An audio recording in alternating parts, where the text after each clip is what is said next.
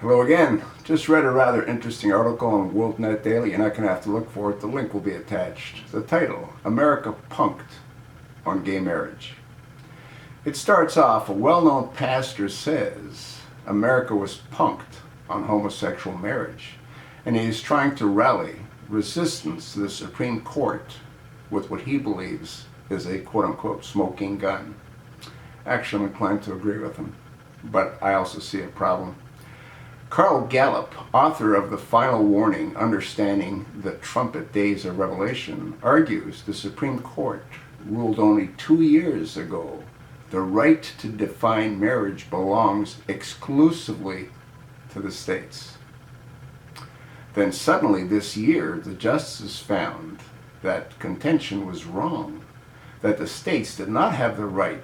Instead, the justices ruled 5-4 that the federal government has the right to redefine marriage, even to the point of throwing out the votes of millions of Americans.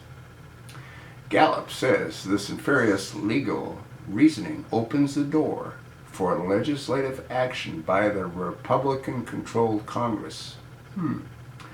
Well, you see, now here's where I think he has a problem and we have a problem. Let me restate that last point again. Gallup says this nefarious legal reasoning opens the door for legislative action by the Republican-controlled Congress. Now, if we really had a Republican-controlled Congress, do you think that Obama would have been able to push through everything that he's pushed through? No, we don't have a Republican-controlled Congress that's truly Republican any longer, which is why I'm of the contention that if the Donald wants to become president of the United States, he needs to convince the American people that he's not starting a new Republican Party.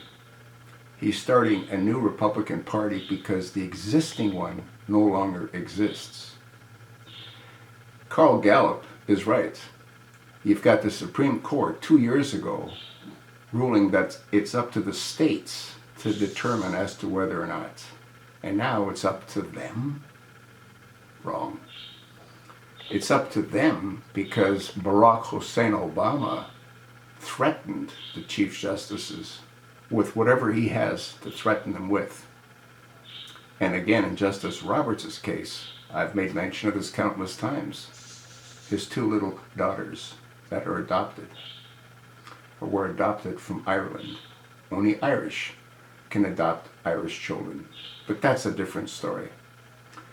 I'm hoping that Carl Gallup can get this thing moving in the right direction, but even if he's successful, the only way it'll change is if someone like Donald Trump totally dismantles our existing members of Congress and replaces them with oath keepers, people that honor their oath, unlike what we have throughout both the Senate and the House of Representatives.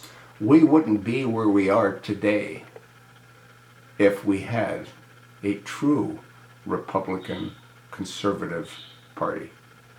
It doesn't exist, folks. Get it?